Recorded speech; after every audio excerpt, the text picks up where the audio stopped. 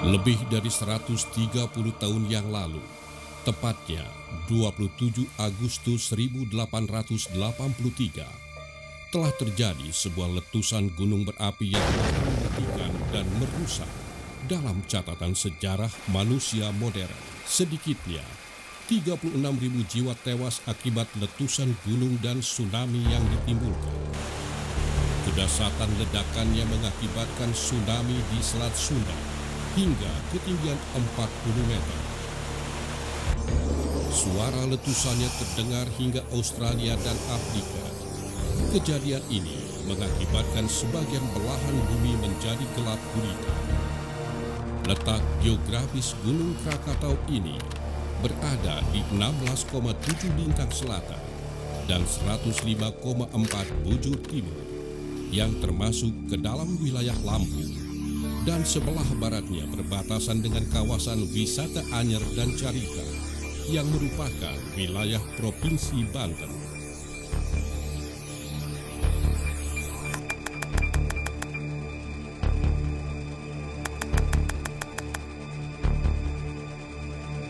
Terjadi gelombang tsunami pertama dengan skala kecil.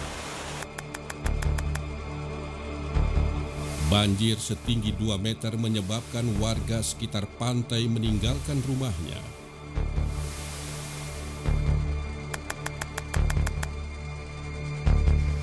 Beberapa perahu terlempar ke pantai di Kalianda.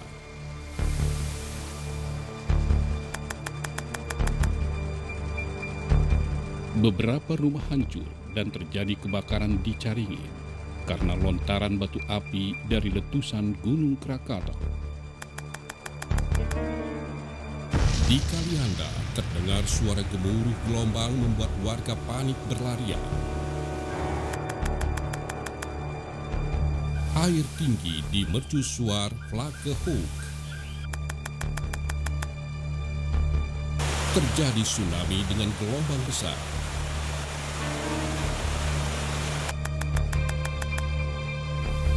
Ledakan besar pertama dari Gunung Krakatau terjadi. Air laut surut di Teluk Semangka. Tebing-tebing yang biasanya terendam air menjadi tampak di permukaan. Gelombang tsunami menghancurkan hampir seluruh Anyer dan Carita. Terjadi letusan kedua dari Gunung Krakatau. Terjadi tsunami setinggi 25 meter di Teluk Betung. Gelombang besar kedua datang, menghancurkan semua yang dilaluinya sehingga tidak ada korban yang selamat. 3 gelombang besar datang berturut-turut di Teluk Lampung. Erupsi Gunung Krakatau mencapai intensitas maksimum. Gelombang tsunami terbesar bergerak setinggi 40 meter dari Gunung Krakatau dan mencapai Batavia pada pukul 12.36. Kembali terjadi ledakan ketiga yang merupakan ledakan terkeras.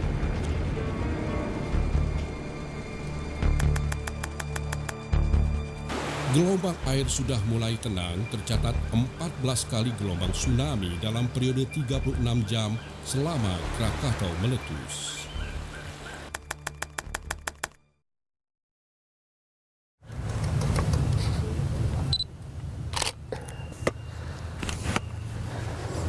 Ya, tempat ini merupakan salah satu tempat di mana kita bisa menemukan saksi bisu dari kejadian yang telah berlangsung puluhan atau bahkan lebih dari 100 tahun yang lampau, Kita semua tahu pada tahun 1883 terjadi letusan besar dari Gunung Krakatau. Letusan sebetulnya terjadi dalam beberapa hari pada bulan Agustus yang didahului beberapa letusan kecil sebelumnya.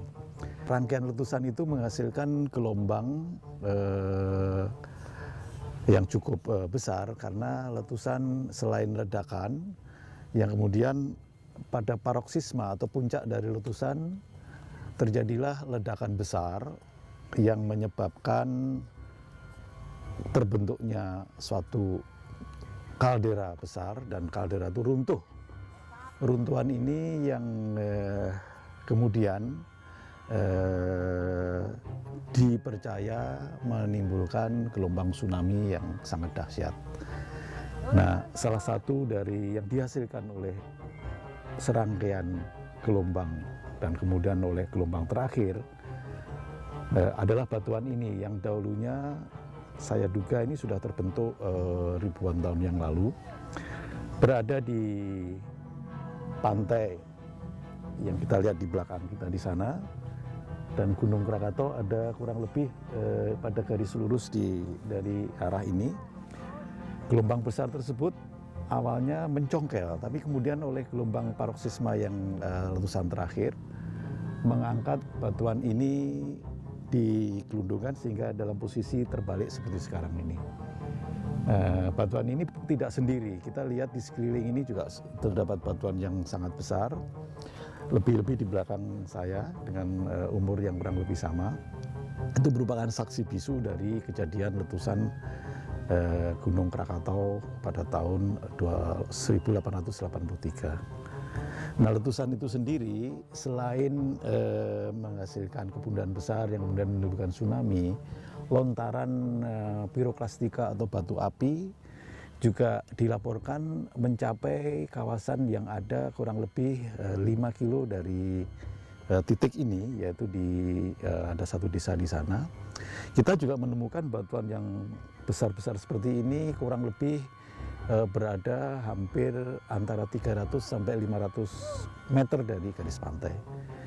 Bukan hanya sekedar dihantam gelombang tsunami, desa tersebut juga mendapat jatuhan dari batu api tadi, piroklastika, sehingga terjadilah kebakaran hebat pada waktu itu, tapi juga tersapu oleh gelombang tsunami.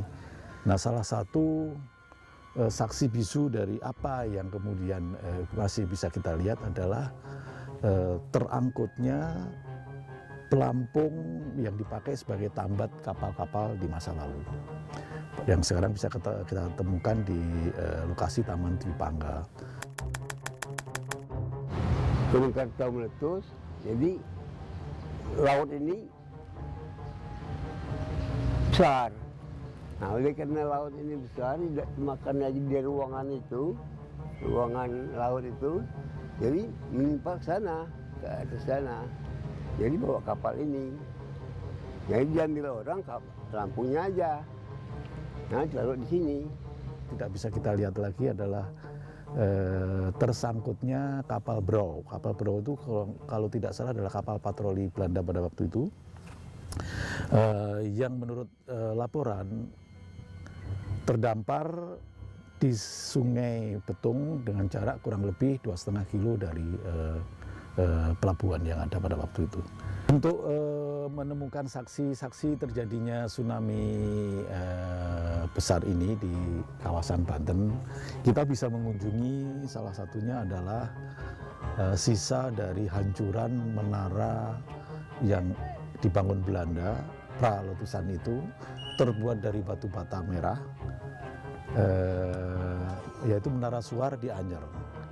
Pecahan dari batuan tersebut masih bisa kita lihat di salah satu anak sungai di Anyer. Selain dari runtuhan menara, di dekat dari daerah tersebut, bila mengunjungi salah satu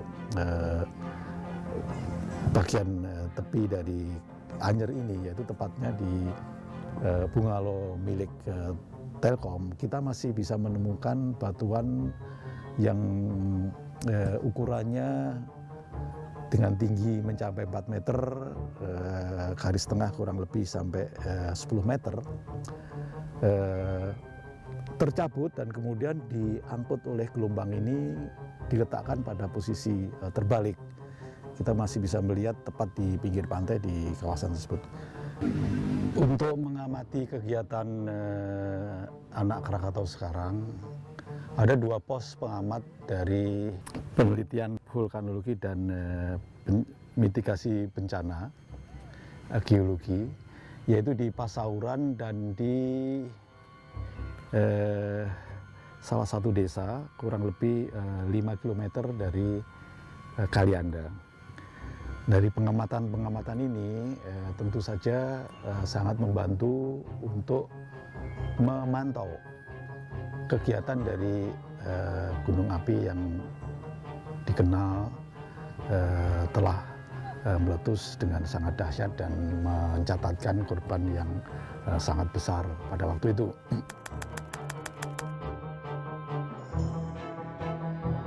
Sampai saat ini Gunung Krakatau masih beraktivitas. Dari 2007 kita pantau hingga saat ini letusannya kerap sekali ada. Terakhir kita pantau bulan November 2013 itu ada letusan berkisar antara tanggal 1 dan tanggal 8. Letusan itu juga kecil sekali, dan untuk Krakatau saat ini kegempaannya masih fluktuatif.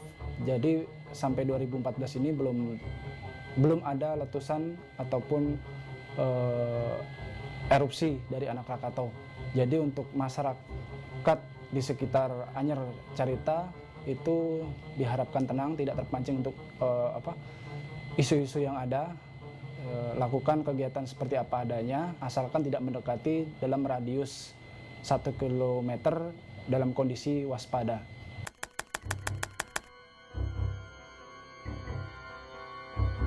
Dari pihak Pusat Vulkanologi, kita sudah menyampaikan setiap bulannya kepada masyarakat atau Pemda setempat, khususnya itu di Pemda setempat, kita sudah mengirimkan laporan bulannya terupdate. Jadi kita rekomendasi dalam status waspada untuk masyarakat atau wisatawan tidak boleh mendekat jarak 1 km di Gunung Anak Krakatau sendiri.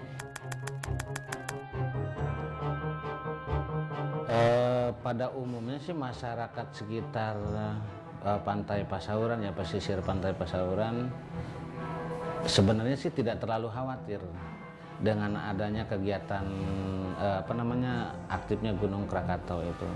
Ya pada prinsipnya sebenarnya memang dengan aktifnya Gunung Krakatau itu justru malah jadi tontonan untuk masyarakat gitu loh.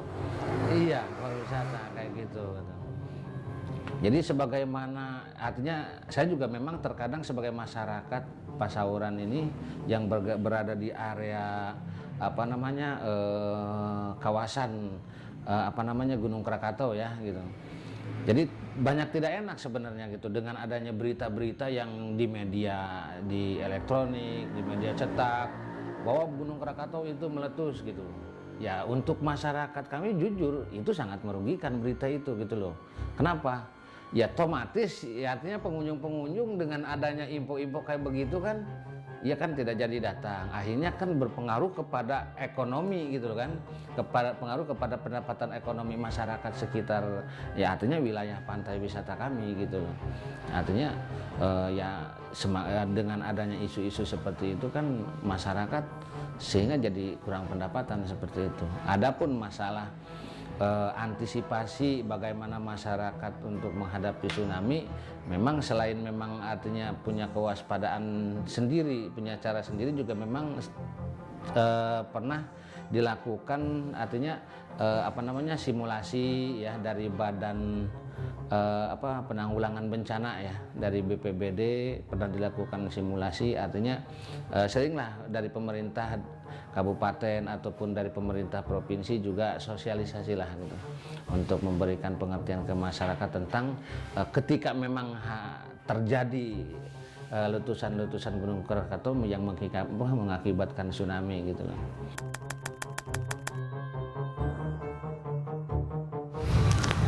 Kami dari Kabupaten Pandeglang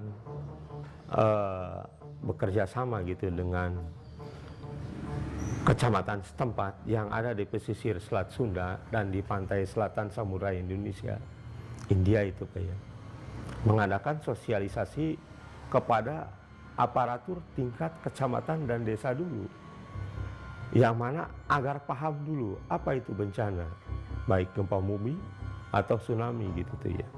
Jika seandainya terjadi gempa bumi atau ini, jadi aparatur kecamatan ke desa atau dari kecamatan ke desa, dari desa ke masyarakat dapat mensosialisasikan terhadap mengenai bencana-bencana apa yang pernah terjadi gitu. Jadi aparatur di kecamatan maupun di desa itu waspada, terutama dari segi keamanannya dulu.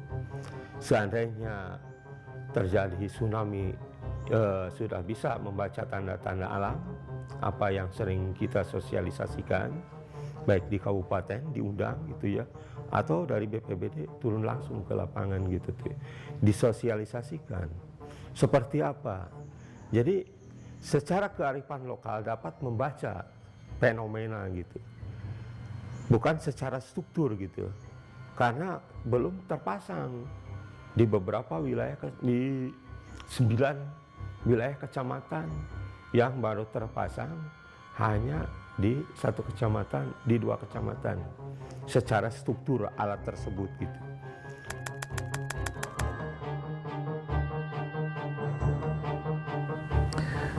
Perlu sosialisasi tersebut disampaikan kepada masyarakat dengan tujuan untuk memberikan pemahaman yang lebih baik, dan ketika terjadi sesungguhnya tsunami tersebut, mereka tidak lagi harus mencari-cari ke arah mana harus menyelamatkan diri, karena dengan sosialisasi ini sudah disiapkan arah-arah mana, yaitu jalur evakuasi ataupun gedung-gedung tinggi yang cukup kuat sehingga sebagian masyarakat bisa kita amankan di gedung-gedung ini yang lazim kita sebut sebagai shelter.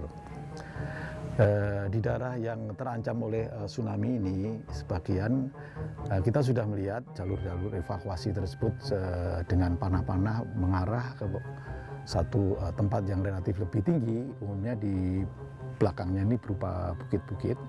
Tapi ada kalanya bukit-bukit ini cukup jauh dari kawasan pantai yang padat penduduknya. Nah, untuk itu tentunya ke depan pemerintah harus menyiapkan jalur evakuasi yang lebih baik lagi, lebih lebar, dengan kondisi jalan yang bisa memperlancar proses evakuasi ini. 40 tahun setelah kejadian meletusnya Gunung Krakatau, sekitar tahun 1927, muncul gunung berapi baru di lokasi yang sama dengan lokasi bekas letusan Gunung Krakatau dahulu. Gunung ini dikenal dengan nama Gunung Anak Krakatau. Dari tahun ke tahun, gunung berapi ini tumbuh semakin besar. Saat ini, ketinggiannya telah mencapai 400 meter di atas permukaan laut dengan luas 800 hektar dan panjang sekitar 2 km. Semenjak tahun 2009, Gunung Anak Krakatau ini telah ditetapkan dengan status waspada dan sempat beberapa kali ditetapkan dengan status siaga. Dalam kondisi normal, Gunung Anak Krakatau ini memiliki pesona kecantikan alam yang luar biasa, sehingga dibuka untuk wisatawan yang ingin berkunjung ke sana. Gunung Anak Krakatau ini dihuni oleh hewan, tumbuhan, dan biota laut. Kawasan ini sering dijadikan laboratorium alami untuk mempelajari pengetahuan alam, geologi, vulkanik, dan biologi. Namun di balik keindahan pesona alamnya, Gunung Anak Krakatau menyimpan energi yang sangat besar, sehingga memungkinkan kejadian tsunami Krakatau masa lalu sewaktu-waktu dapat terulang kembali. Kita tidak dapat mencegah dan memprediksi kapan bencana alam tersebut akan terjadi. Namun kita bisa mengenali gejala-gejala awal terjadinya bencana sejak dini, sehingga kita dapat meminimalisir jumlah korbannya.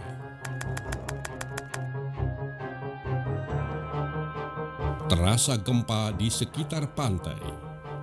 Air laut surut dengan tiba-tiba. Tercium bau garam. Suara gemuruh. Hewan-hewan pergi menjauhi pantai. Datang ombak besar.